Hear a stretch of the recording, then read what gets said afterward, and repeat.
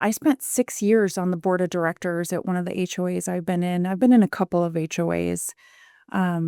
I hate them. Absolutely hate them. And honestly feel kind of guilty for helping you get into a condo. But I mean, I know I know it was the best thing to do at the time, and we make the decisions that we have. Points. We make the best decision we can with all the information and what's going on, right? Like, so I know we did what we thought was best at the time. But at this point, like, I am not advising any of my clients to buy anything with an HOA. I just hate them. For a lot of reasons, honestly. But you know what the biggest one is? One of the biggest ones? What's up? The board. The fucking board of directors. Oh my God. These people. So, what do you think about the board at your HOA? Like, do you know anything about them or not really? Not really. He's the only one that I've met in person, especially. And other than that, I've only dealt with the management company. Hopefully they have a good management company. Hit or miss. Because honestly, you know, a good management company combined with a board that will listen to advice from a good experienced property manager, like, that works. That can work. I think they try. At least they try. But they're definitely, I mean, I think they're all going to have their flaws. They are overworked or whatever. I don't know, like, what the case is or whatever. But I haven't had the best experience. But I have had a few things resolved. But Yay. not everything. But at least a few things have been. Well, these people, like this board of directors, which is usually like, you know, president, vice president, treasurer, secretary, and maybe one or more like members at large, right? This is the board of directors. And these are people who are homeowners. They're owners in an HOA, in a homeowners association. And they are making decisions for the whole community, you know, whether it's a community of 6 townhouses or 300 condos, these few people are making decisions for everyone. And it gets kind of scary because you drill into who are these people, right? And so what I know about the board of directors process, I mean, it's an election, right? So in some ways you think, oh, well, it's an election, so probably the best person got the job. But the truth is, the only people who were in the election are the people who were willing to volunteer. And show up. Yeah. Yes. So they literally don't have to have any skills. They don't have to have any qualifications. They don't even have to be making decisions for the good of the community. Like, they could literally just be making decisions that positively impact their own personal situation. Now, you hope that's not happening, but it could. Right.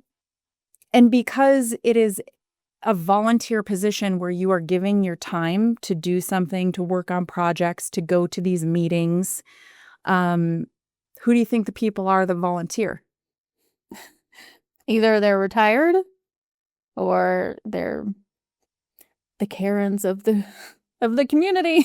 Ding, ding, ding, ding, ding. Oh my God. Yes. These people. Yes. Oh, so how many people are on the board kind of depends on the bylaws. And here's an interesting thing. There could be no people on the board. The last time that I was in an HOA, and so I move in, I'm like kind of getting acquainted, learning about the community, you know, looking at meeting notes, whatever, right?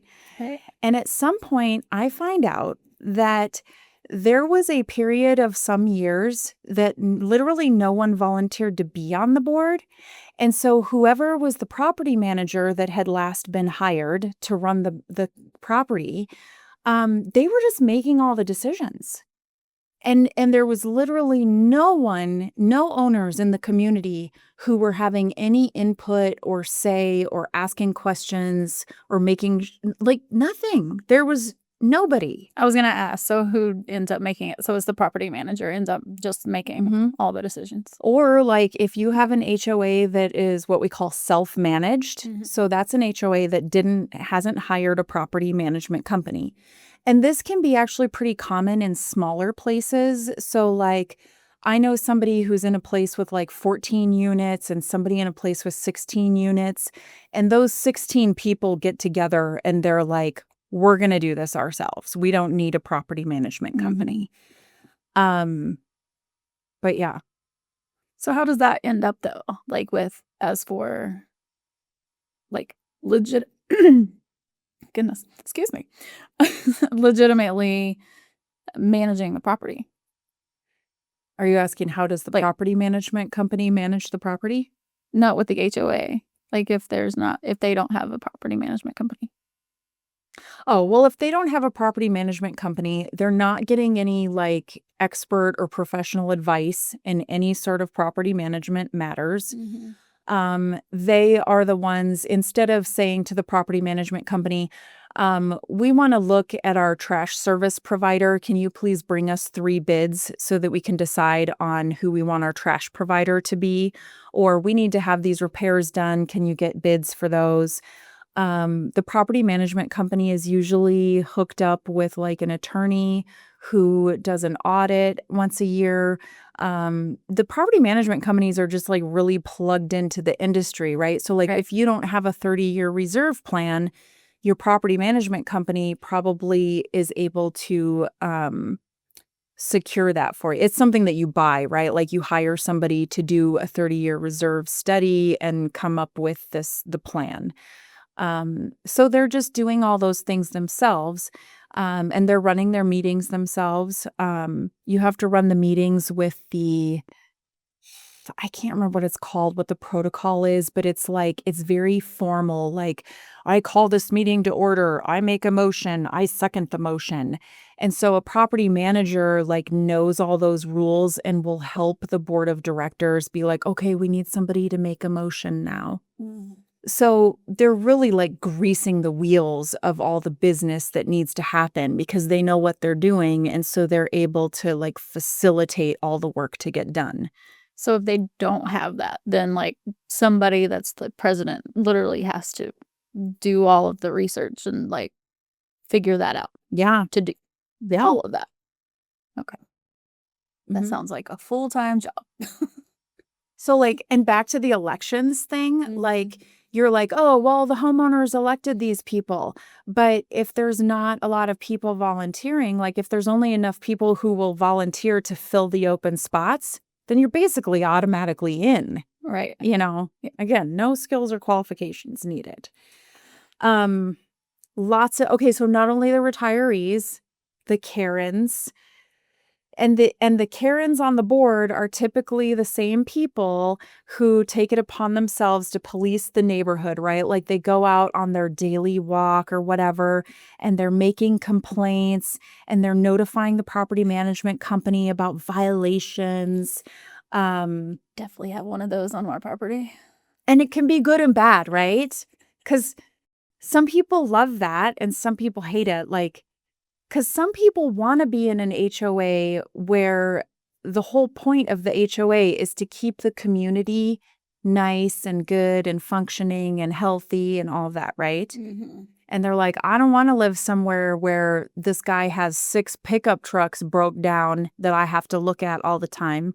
Or I don't want to live somewhere next to somebody who painted their house pink. It's an eyesore. Right. You know? So if you are real particular about like the look of your neighborhood, an HOA can be good. And I can get that.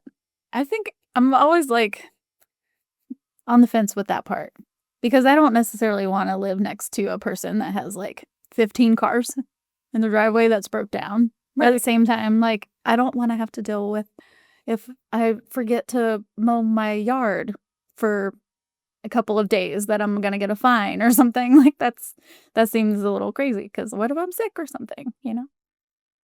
I know. I used to get those violations. I've definitely gotten those violations, like, um, not having my trash cans pulled back up from the street by whatever the deadline was that they set. Right. You know, on Yeah. trash day, everyone has to have their trash cans back in the appropriate spot by 8 p.m. or else. Like, what if something's happening in your life? I'm sa like, it's just, That's not too a big much. deal. It's too much. So how was your experience on the board? It was a lot. While I was on the board, we put all new siding. We did a bunch of stuff with the trees and landscaping. It was a lot. So basically, I think that that time that I spent on the board, like I learned a lot about HOAs from the inside, right? So I'm pretty familiar with how they work. I'm pretty familiar with the documents and stuff like that. It's great for helping clients sometimes. But it does not like the more that I've learned about it, the more I hate HOAs. And the board, like that is one of the there's a few reasons why, and we're gonna make a video that like goes over all the reasons why I hate HOAs, but like the board of directors at the HOA, these people, like if you have a good board of directors on your HOA, you are so lucky. Right. So lucky that you have quality people who are willing to volunteer their time, because so many people don't have that. Right. If you like this video, if you like me, or if you just like supporting small business in our alternative lifestyle communities, then before you go, please don't forget to hit like, subscribe, and follow the channel.